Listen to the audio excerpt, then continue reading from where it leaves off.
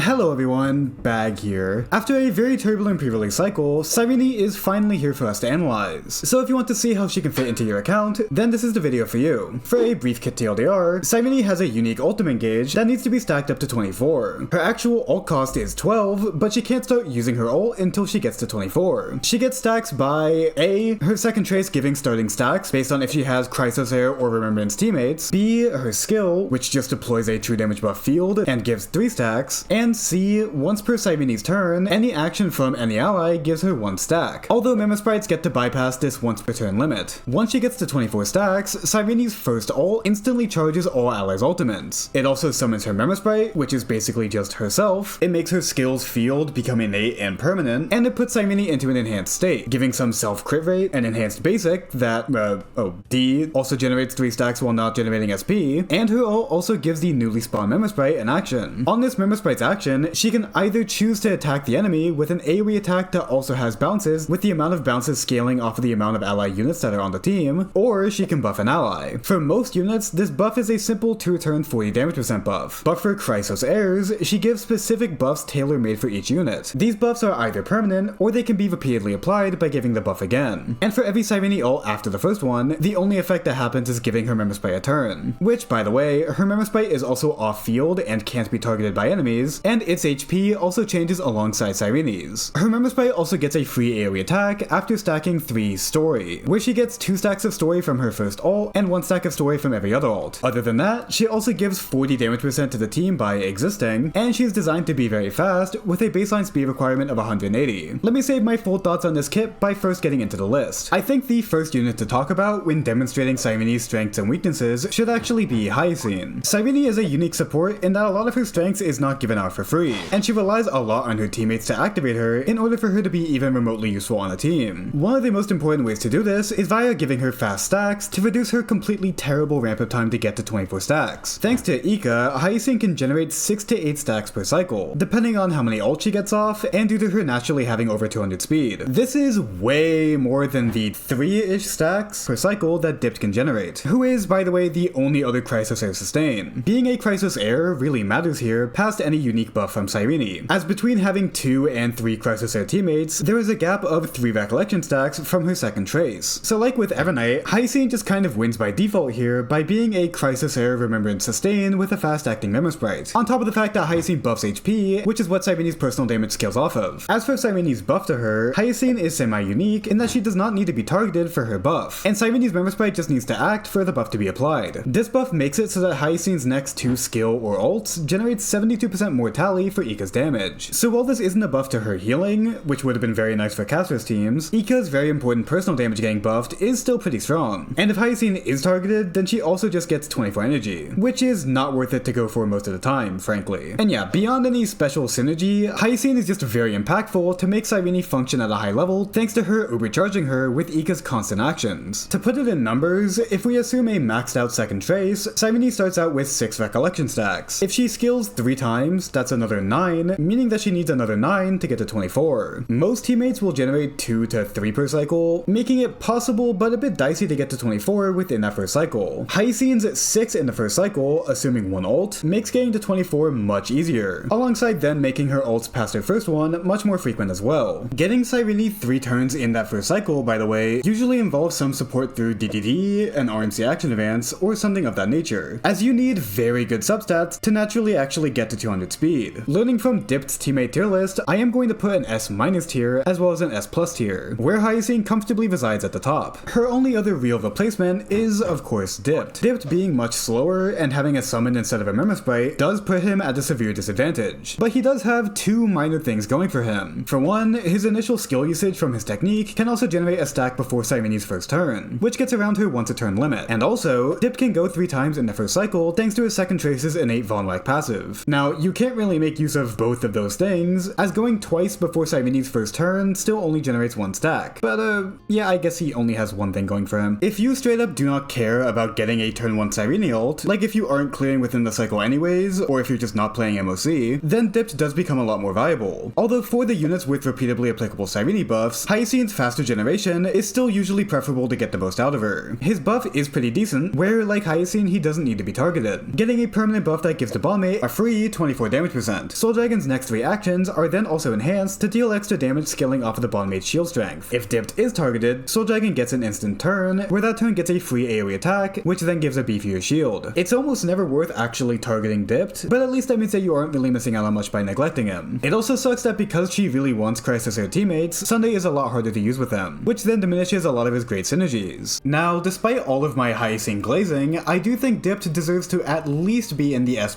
tier, mostly due to his virtues of being a Chrysos Heir sustain. Because when comparing the two of them, a lot of it is thresholds based. If you can manage to get a cycle 1 ult with Cyrene with dipped anyways, and if Hyacine's extra generation doesn't actually lead to an extra Cyrene ult in the fight, then the gap between them isn't too big. I would always recommend Hyacine as the safer, more comfortable pick that best addresses Cyrene's problems. But for any attack scaling Chrysos Heir, dipped is more than good enough if you can make him work. To get to an actual carry, let's first talk about Anaxa. Her buff gives him an instant turn, 1 SP, an extra 3 bounces per skill in his next turn, and from his next action, all erudition units including himself get 60 attack percent and 40 damage percent. To get down to brass tacks, Cyrene is included in Anaxa's new best in slot team, although the specifics for it are very, well, specific. First off, this extra 3 bounces per skill does stack with Cerydra's peerage, making his quad skill go from 20 bounces to 32 bounces. That's more than an extra double skill worth of bounces if you can line things up right. But, well, that's the problem. You can't buffer the action advance from this buff. If you buff Anaxa during his turn, the action advance is wasted. So if you get to Anaxa's turn with peerage activated, you have to choose between wasting the extra turn or wasting peerage without Cyrene's buff. Both scenarios are awful, and it will be relatively common to experience this. For an optimal rotation, you would want to get Anaxa's peerage at the end of his turn, then get action advance by Cyrene, where he then does his monstrous quad skill. Right after his turn is the optimal way to utilize the action advance, but you can basically view it like a the Herda ult, where the more action value you save, the better, but if you need to do a suboptimal advance for the sake of better buff utilization, then go for it. Cyrene can harshly overcap her stacks to wait for peerage to line up, so it's Cerydra that you have to monitor. His charge is semi-controllable via purposely not double scaling or waiting on a Cerydra ult, but juggling this will be very difficult to say the least. It's also worth noting here that with Cyrene giving everyone full energy with her first ult, the instant ult for Cerydra can then mean giving you some extra control on Anaxa's charge. Also keep in mind that you only need 5 out of 6 charge with Anaxa to get his quad skill off, so he is flexible in that regard. The other hurdle is that Anaxa is a carry without a Memo Sprite, meaning that he really wants Hyacine to pick up the slack for him. During that first cycle of build-up, Cyrene literally only gives 25 true damage and 40 damage percent, while also inhaling skill points. So while her buffing after her ramp-up is insane, it has to be insane enough to make up for that terrible ramp-up time. And part of how we can make that worth it is by shortening said ramp-up time to be even semi-workable. In this core of Anaxa, Cyrene, Cerydra, Hyacine, no one is easily replaceable. Cyrene's buff is just not that worth using without Cerydra, and her ramp-up time and buff frequency is hard to justify without Hyacine. This specific core is great if you can get it to work, and when performed optimally, it does perform better than his current core. Now, it is questionable if upending most of that core is worth it when his current performance with it is already so good, but if you already have Hyacine and Cerydra to give him, getting Cyrene for Anaxa is honestly not that bad of an idea. Another unit in a rather similar situation is Mydei. Mydei's buff gives him an instant free Godslayer be God that is buffed by an extra insane 200% crit damage. This is an absolutely absurd buff that you can repeatedly give to Mydei, as not only is Godslayer be God already a very large portion of Mydei's damage, so getting it for free at all is already strong, but buffing it by that much makes Cyrene's problems actually worth dealing with for Mydei. The inevitable problems then are twofold, and are repeats from Anaxa. Her ramp-up time is insanely hard to work around thanks to him not having a Memo Sprite, and Sunday on the same team is harder to justify for the same reason. So if you want Cyrene on this team, Hyacine should be gotten with her as a package deal, as beyond just helping her ramp-up time, like with Anaxa, we want as many buffs given to Mydei as possible, so any other healer's better single target sustain for Mydei just pales in comparison to her utility here. The main Sunday replacements would be either RMC or Tribbie, where RMC is better for shortening Cyrene's ramp-up time, while then also better unlocking her personal damage, while Tribbie provides generally better buffing, and of course DDD. Tribbie would likely be better somewhere else on the other teams you're using, and beyond that, I do think RMC would be more comfortable to use here for reasons that we'll get into in a bit. You can also run Cerydra in this slot for even more free Godslayer be Gods, but I would still generally recommend the first two as more standard picks. Overall, Cyrene's buff to Mydei is strong enough that, like with Anaxa, you genuinely have to consider the very prominent Cyrene question. Is her buff strong enough to make up for her ramp-up time? For any of these carries, if she is losing you a cycle cycle in the first wave of MOC, or just generally slowing you too much at the start of the other modes, then no, she likely isn't worth pulling over just straight up vertically investing in Mydei or Hyacine. But if you can play around her weaknesses, then Cyrene is genuinely a great option for this core, provided of course that she has the proper support. And now you're seeing why Hyacine is so high on this list. I'll plug you to subscribe. A full-on guide for Cyrene should be out relatively soon after this video, so if you'd like to see that, then stick around. If you do watch my content consistently, then I would really appreciate it if you made sure if you were actually subbed, as,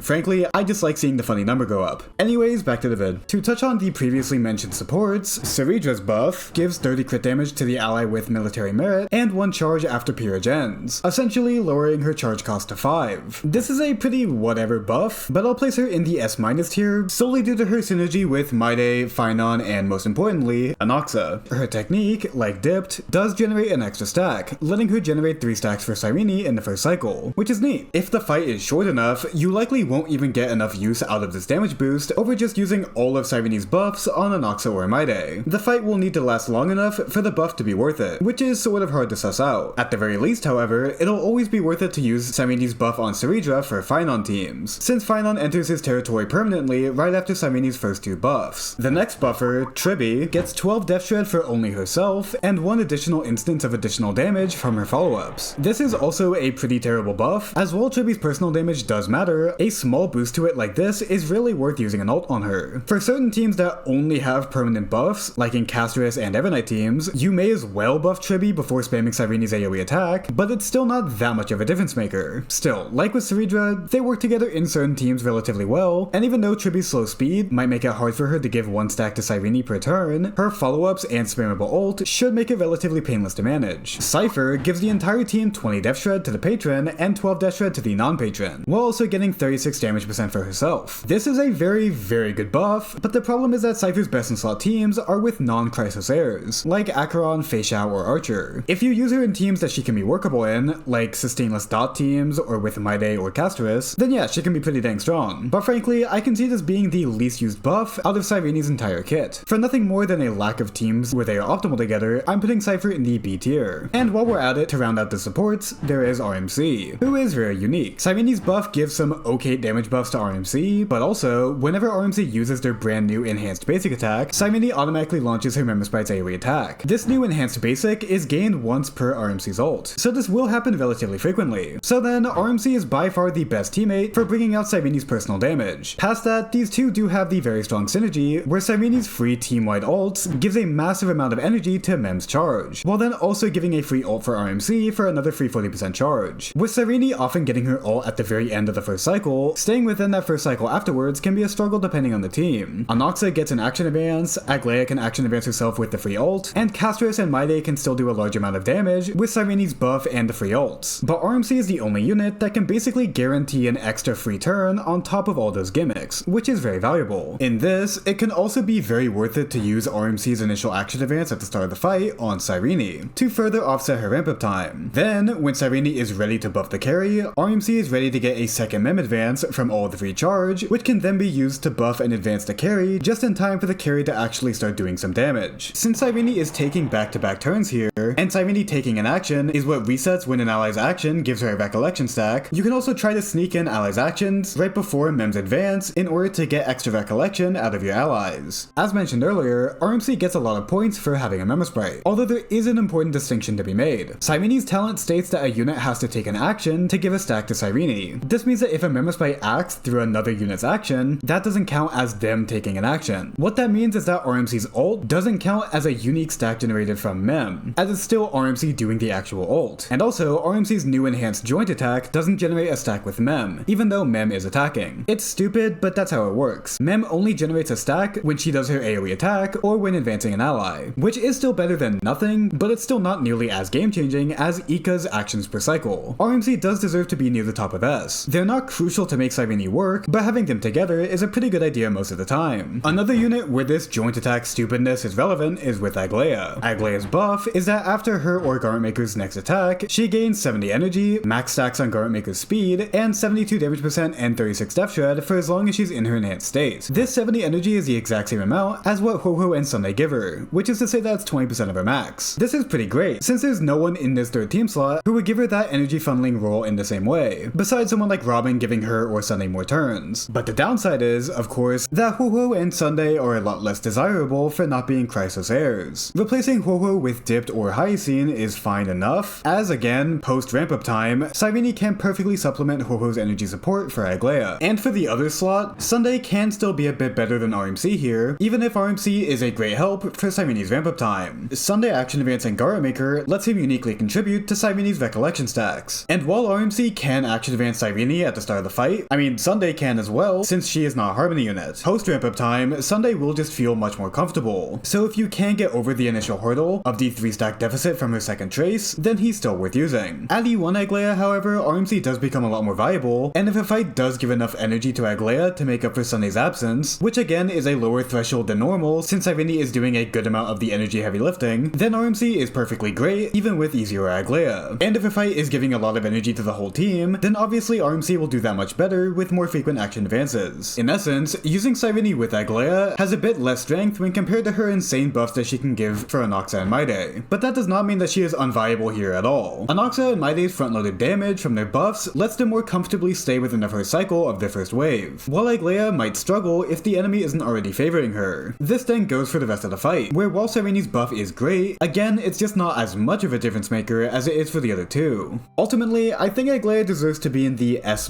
tier. Cyrene is tentatively a really good option for her third team slot, again depending on how much she impacts your first wave clear. The weird thing about Cyrene is that she is better the longer the fight goes, as then her strong buffs are around for a longer portion of the fight compared to her weak ramp-up time. But since the main aim of the game is to make fights shorter, that just feels kind of awkward. If a fight is long enough for Aglaea, or for really any other Chrysos heir carry, then Cyrene is amazing. But is that worth it over just getting E1 Aglaea instead, while then also not uprooting her entire team's core? I would say probably not, but don't let me stop you. Alright, do we talk about it now? Okay, Castris. Castris' buff lets you overcharge Newbud up to 200%, with this overcap being converted into extra damage for Netherwing's explosion. You also get an extra amount added to the scaling if there are 2 or 1 enemies on the field when Netherwing is summoned. This added percentage is directly added to the scaling of the bounces of the explosion itself. The bounces usually have 40% scaling, so if you get 200% Newbud charge, that extra 100% results in an extra 24% scaling, with another 48% scaling with 2 or 1 enemies, resulting in a new max of 112%. This is an increase of 2.8 times, which would do more than make up for the fact that you are using 2 dragons worth of Newbud here, although keep in mind that this only applies to the explosion damage and not the breath attacks, so the total damage isn't exactly 2.8 times. Even when accounting for the breaths, in single target, you're still getting more value for every 1% of overcharged Newbud compared to if you saved that Newbud for a second dragon instead. But there are other benefits to exploding more frequently, such as for proccing her signature's action advance, giving more Memoria to Evernight and Recollection to Cyrene, or just if delaying your next dragon too much would mean not being able to summon it within a given cycle. If none of those scenarios are relevant, then sure, overcharge for the extra damage. But still, for a lot of cases, it's still generally preferable to ult with Castris as soon as you can, where this buff is instead a safety net to ensure that any overflow charge is still doing something for Castris instead of being flat out wasted. Or if you want to clear within a cycle but you don't have enough for 2 dragons, now all that extra charge past 100% will be put to good use instead of doing nothing. But the real thing to focus on is that this means Cyrene's buff for her is incredibly inconsistent. For something like Pure Fiction, where the clause is never active, the buff is rather underwhelming. But for single or duo target, where Castris does already perform very well, Cyrene makes her perform a lot better. With Evernight, Cipher, Tribbie, Castris, and RMC all getting permanent buffs from Cyrene, and every single one of them buffing Cyrene's damage in some way, this also makes a usual Castris comp let Cyrene's personal damage best shine, through the fact that once everyone is fully buffed, you can just spam her AoE attack as much as you get her ults. This is also obviously especially true if you use RMC, although that doesn't make RMC worth slotting in over better premium options. There is also the obvious synergy, where Cyrene's Member Sprite leads to another HP bar for Castris to drain from, and another HP bar for Ika to heal. So in the same capacity as RMC here, Cyrene will fill that has a Member Sprite role perfectly fine, besides the fact that she doesn't actually spawn her Member Sprite until her ramp-up time is cleared, but whatever. It should also go without saying that a team of Netherwing, Ika, and Evi will be able to ubercharge Cyrene faster than any other team by far. It's not fast enough to call her ramp-up time a complete non-issue, but it's not nearly as debilitating as it usually is. The obvious place to slot Cyrene in is as the 4th team member of this new expensive Castris core, alongside Evernight and Hyacine. In that slot, her performance against Tribbie is highly variable. Cyrene is, first off, always better than an E0 Tribbie, but the real question that people care about is whether she's better than E1 E1 Tribbie, in which she is marginally worse in 5-3 targets and way better against 1-2 targets. Although in fights that are not quantum weak and are single target, Silverwolf with Cypher's Light Cone starts to become competitive instead. Out of these options, Cyrene is a good middle ground, and in a fight like Flame Reaver, where you want good AoE and single target damage, there Cyrene can really shine. If your only goal is to make your Casteress premium team as strong as possible, then yes, I would call Cyrene a good pickup, but personally, I would still say Tribbie E1 would still be generally the better option for your account as a whole, both for the fact that E1 Tribbie also benefits a lot of your other teams on your account as well, and for the fact that E1 Tribbie will likely age a lot better going into 4.x. The opposing argument to this is that Cyrene lets your Tribbie support other teams, whether she is E1 or E0. So if you want to pull Cyrene to let Tribbie do that, then sure, go ahead. She is also obviously a lot less worth it to invest into before going for Evernight or Hyacine, as a lot of what completes Cyrene's synergy here is that she also gets a lot from working off of the other units in Casteress' teams. Cyrene is good here, and I will flat out say that Casteress will make it to the S tier, but I would again say that if you want to look at it like this, Cyrene is rather skippable in favor of vertically investing in what you already have, especially with how absolutely insane a lot of Casteress' core's vertical investment is. For Evernight, it's a bit of a different story. Evernight's buff is a small buff to Evie's explosion damage, a small gain to Evernight's Memoria generation for her skill and ult, and also Evernight's buff to ally member sprites, including Evie, now has an extra scaling of 12%, so she gives 36% of her crit damage now as opposed to 24. This buff is pretty decent, as whether she is a sub DPS or a main DPS, Evernight's teams consist of member sprites that all have valuable damage that's worth buffing, including now also Cyrene's member sprite. And again, like in Caster's teams, Cyrene uniquely buffing those other teammates as well is also a giant boon here. The main things that Cyrene gives, though, is her innate role as a Remembrance support. This lets main DPS Evernight finally have an actual core of 4 Remembrance teammates. As mentioned before, Evie is also a rather fast-acting member sprite, mimicking Eco with acting once per Evernight's turn through being summoned and instantly exploding, while also doing a standard attack once summoned if it's not primed to explode, like outside of Evernight's ult state or if it's spawned via Evernight's ultimate. So both in Caster's teams and in Evernight main DPS teams, Evernight is a large contributor to Cyrene's usual weakness of her large ramp-up time not being nearly as much of an issue here. Compared to how Cyrene performs in Caster's teams, Evernight teams benefit a lot more from her, for a few reasons. Mainly, Evernight teams specifically benefit from units with member sprites, meaning that Cyrene has much more of a natural advantage over Tribbie. RMC's prevalence here also helps Cyrene a lot, as we've gone over time and time again, as on top of everything else, this team's large team-wide damage buffs for HP scaling member sprites makes RMC's activating of Cyrene's damage matter a lot more here than in a standard hypercarry team. In essence, this conundrum is still similar to Casteress's. E1 Tribbie from an E0 Tribbie is a much better overall account upgrade, while Cyrene is better for specifically Evernight, and she can help free Tribbie to go to another team. I can't really say if those points make Cyrene worth getting, but I at least know for sure that she does have a very strong spot in this core. There's only 2 more Chrysos heirs to talk about then. First up, Hysilens. Her buff gets her 60 energy after attacking, 120 damage percent, and her basic and skill now trigger dots that are on the enemy. An 80% scaling on her skill is more than the 75% from Kafka's skill on the primary enemy of her blast attack, with Hysilens' proc instead doing 80% to all enemies on the field. 60 energy here is also pretty massive. If you skill with it, that's 90 energy for her 110 energy cost ult, meaning that you could more easily run an attack rope here, and with the dot procs on her turns, you probably want to build a faster Hysilens as well. Now, first things first, yes, this buff does technically let Hysilens run without Kafka, instead using Cerydra or RMC for more frequent skills. This core really becomes legit at E1, where Hysilens can get 8 dots all by herself, but even at E0 it's a fun and viable comp regardless. But for most players, I am assuming Kafka is staying here. And with Kafka staying here, this is really the first team where Cyrene being an SP black hole really sucks, as the third team slot is already hard enough to work around if the unit is SP neutral-ish, so never mind a unit who spams their skill 3 to 4 times at the start of combat, before then never generating SP for the entire rest of the fight afterwards. The main question is this: can Cyrene be better than Black Swan? The answer is yes, although marginally. And with any amount of vertical investment into Black Swan, the skills tip towards her very obviously. The main problems of Cyrene's kit, with her bad ramp-up time and lack of non-Chrysos hair synergy, really shows themselves here. As well, this is like a top 3 buff from Cyrene, the opportunity cost of actually getting it online is incredibly rough. I'll put her and Kafka by extension in the S-